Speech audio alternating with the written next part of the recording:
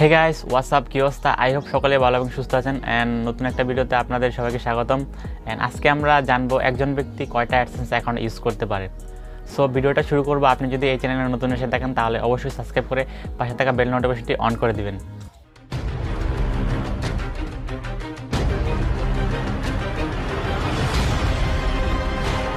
Welcome back.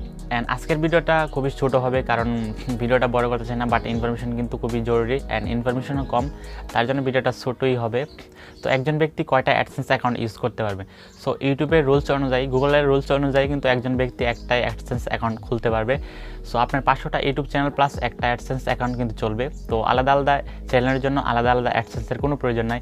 আপনার 500টা 1000টা website বা আপনার ইউটিউব চ্যানেল থাকতে পারে, সেক্ষেত্রে অ্যাডসেন্স অ্যাকাউন্ট আপনি একটাই ইউজ করতে পারেন। একটার বেশি দুইটা অ্যাডসেন্স যদি আপনি ইউজ করতে যান সেক্ষেত্রে কিন্তু ঝামেলায় পড়তে পারেন।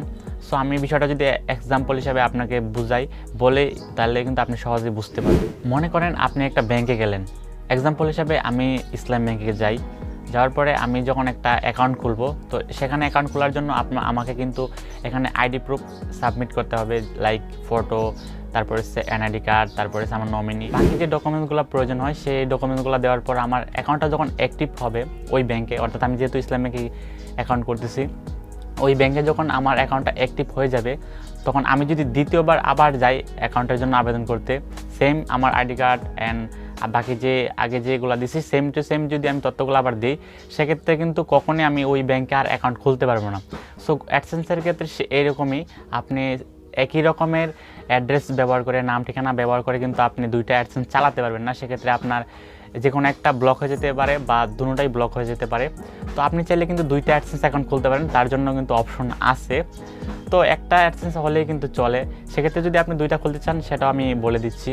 তো আমি দুইটা অ্যাডসেন্স অ্যাকাউন্ট খুলবো, তো সেটা কীভাবে চলুন জেনে নিই। মনে করেন আপনার একটা অ্যাডসেন্স অ্যাকাউন্ট খুলে নিয়েছেন অলরেডি আপনার আইডি কার্ড দিয়ে, অর্থাৎ আপনার ইনফরমেশন, পার্সোনাল ইনফরমেশন দিয়ে আপনি একটা অ্যাডসেন্স অ্যাকাউন্ট খুলে নিয়েছেন। এখন আপনি চাইলে আপনার ফ্যামিলি মেম্বারের কারো আইডি ইনফরমেশন ব্যবহার করে আপনি দুইটা অ্যাডসেন্স অ্যাকাউন্ট খুলতে পারেন। সো এখানে একটা বিষয় আপনি লক্ষ্য রাখবেন, সেটা হচ্ছে মনে করেন আপনার একটা ফোন অথবা আপনি ডেস্কটপ যেটাই ইউজ করেন ওইটাতে একটা অ্যাডসেন্স অ্যাকাউন্ট খুলছেন। মনে করেন আপনি একটা অ্যাডসেন্স অ্যাকাউন্ট খুলছেন আপনার ফোন দিয়ে। তো ওই চ্যানেলটাতে যদি অ্যাডসেন্সের একটা পিন ভেরিফিকেশন করতে হয়, সেটা আপনি জানেন $10 হলে। তো $10 পিন ভেরিফিকেশনটা যদি হয় সেক্ষেত্রে আপনি এই ফোনটা ইউজ করেন, আদারওয়াইজ কিন্তু এটা ইউজ করবেন না। সেক্ষেত্রে কিন্তু আপনার অ্যাডসেন্স অ্যাকাউন্টটা ব্লক হয়ে যেতে পারে, কারণ আমরা চালাক, আমাদের যেতে কিন্তু ডবল চালাক, সেটা হচ্ছে গুগল। সো আমি মনে করি আলাদা একটা ফোন দিয়ে আলাদা একটা আইডি ইনফরমেশন ব্যবহার করে মানে আপনি অ্যাডসেন্স অ্যাকাউন্ট খোলেন, কারণ যে ডিভাইসটা দিয়ে অ্যাডসেন্স অ্যাকাউন্ট খুলবেন তো সেটার কিন্তু একটা আইপি থাকে, সেই আইপিটা কিন্তু গুগল ট্র্যাক করতে পারে। তো আপনি অন্য একটা ফোন বা ডেস্কটপ ইউজ করে আপনি আলাদা একটা আইডি ইনফরমেশন করে আলাদা একটা অ্যাডসেন্স অ্যাকাউন্ট খুলতে পারেন। অ্যাডসেন্স অ্যাকাউন্ট কিন্তু একটাই চলে, তো বাকিটা আপনার ইচ্ছা। তো এই বিষয়গুলো আপনি ফলো রাখলে আপনার দুইটা অ্যাডসেন্স অ্যাকাউন্টে বেঁচে যাবে।